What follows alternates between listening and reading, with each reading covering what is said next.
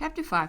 After returning on June 1st to St. Cloud, Napoleon remained for nearly a year in the vicinity of Paris, holding his court at the various country seats, thereby recalling the days of nomad sovereignty. Princes, princesses, the city of Paris, ministers, marshals, the imperial guard, all vied with one another in feting the Empress. Throughout the spring there was a succession of balls, suppers, plays, and more or less lively diversions in which entertainers like Dipro exerted their ingenuity, preparing festivals which, while being novel and flattering, should also be interesting. It must be confessed that they were not very successful in spite of the costumes, staging, topical allusions, and songs. Their inventions at the present time appear dismal enough, not to mention the catastrophe with which they terminated. Victor de Broglie wrote to Marmont on July 1st, "Our fetes are finished, Monseigneur, and you have little to regret. We have had balls, fireworks, and illuminations, a few extra lamps and rockets, a few more gallons with trains, and that is all. The art of giving fetes has not advanced as rapidly as the opportunities for them have increased. We found this out at the ball at the École Militaire, where there were only some 6,000 or 7,000 too many people. Consequently, the door had to be closed on several important persons, among whom were the Minister for War and the Minister for the Interior. The Empress danced at all these fetes, and it is said she is beginning to lose all her Germanic habits. Her feet, which are two of the smallest that ever trod the pavement of Vienna, now turn outwards, and she curtsies with her head instead of her knees." The fetes were over, said Victor de Broglie, but there was yet one more to come, viz. The one prepared for their majesties by Prince Schwarzenberg and the Princess née Arenberg at the former Hôtel Montesson in the Rue de la Chaussée d'Antin.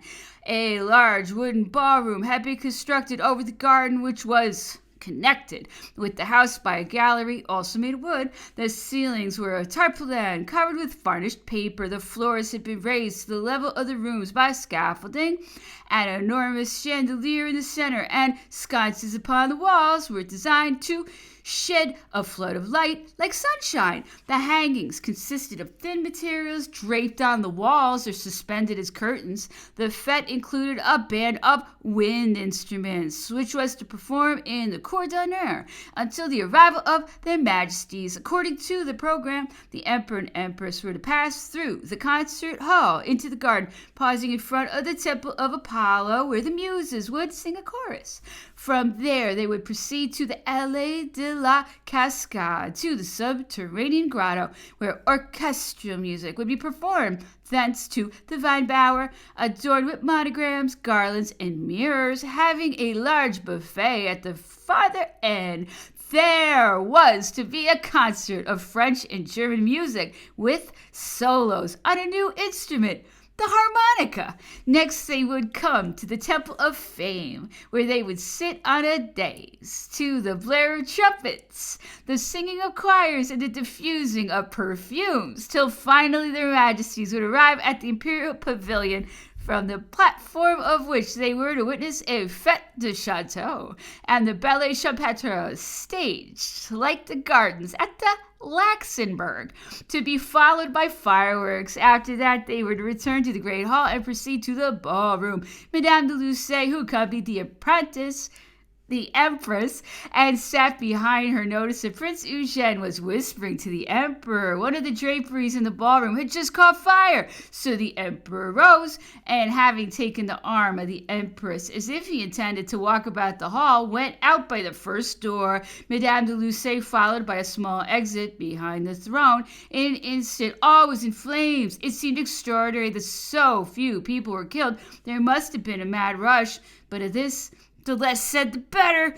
The women lost their shawls, their necklaces, their diamond combs. The men, their swords, their hats, their shoes. Baron de Garzoni Venturi, General de Merck, General Preval, Monsieur de Magnan, Baron de Torregion, General de Toussart, Baron de Juste, Monsieur de Montlivaud, Baron de Montesquieu, Monsieur Pioche, and others all bemoaned the loss of their shoes on account of the buckles, a proof that these gentlemen ran away very quickly.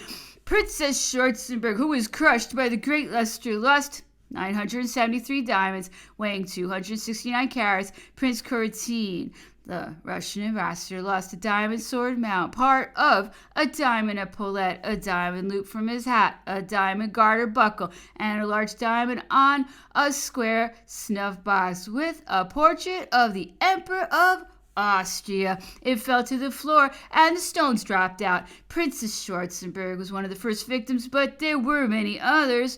The wife of the Russian consul, Comtesse de la Laenne, Madame Tussaud, the prefect of Istria, and Princess de Carignan. All this became known by rumor.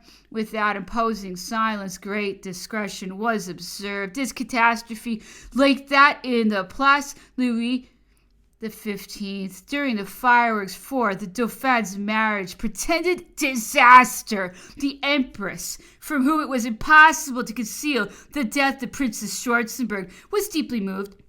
When on awakening next morning she heard of her death, she shed many tears. It may have been to distract her thoughts that the Emperor took her to Rambouillet from July 6th to the 17th.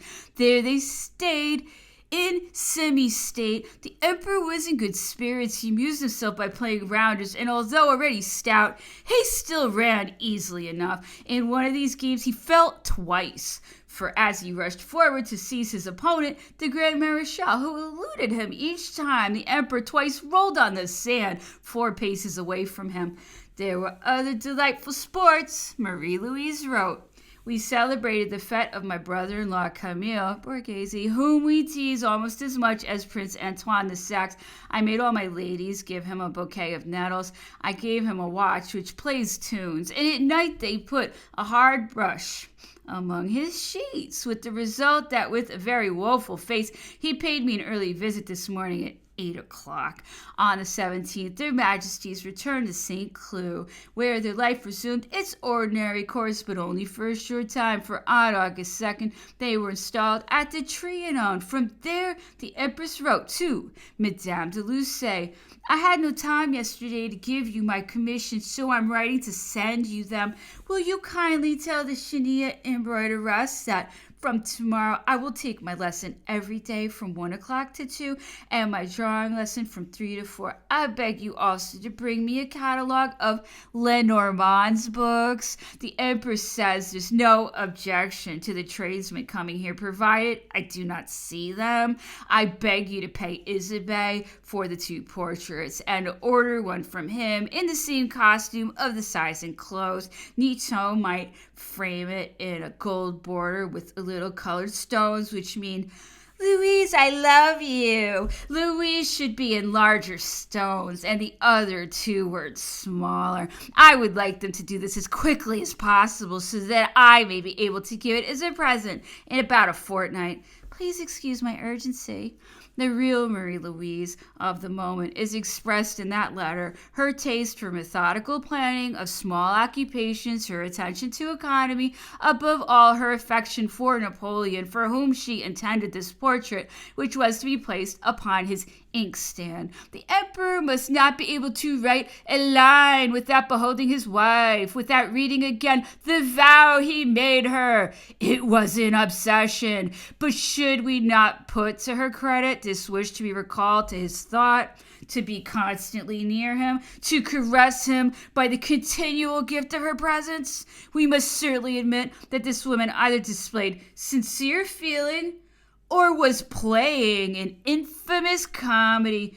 One is reluctant to admit she was lying, and yet, on the return from Trianon to St. Cloud, an interview on the 12th was granted to Monsieur de Lendorf, who had come to announce the death of the Queen of Prussia. This woman had been unable, after provoking France and insulting the Emperor, to collect her resources or accept her reverses, and had died of failure. The Emperor and the whole court went into mourning for her. The first period was 11 days, the second 10. All mourning would be suspended on the coming fete days. The Queen of Prussia had to stand aside. The 15th was the Emperor's birthday, and on this occasion the Colonne Vendôme was covered with without any ceremony out of consideration for the new Empress. All Paris was afoot from 6 in the morning when volleys of artillery were fired. On waking, the Emperor was greeted by the Empress and the princes and princesses of the family, who offered him their congratulations in his private apartments. At midday, in the throne room, he received persons of exalted rank, officers of the household, and diplomatic service. After that, he attended Mass with the Te Deum. The great ceremony followed when the Emperor on his throne received deputations from Holland and Illyria. In the evening, there was a court function with a concert on the terrace, salutes of artillery, illuminations, and fireworks.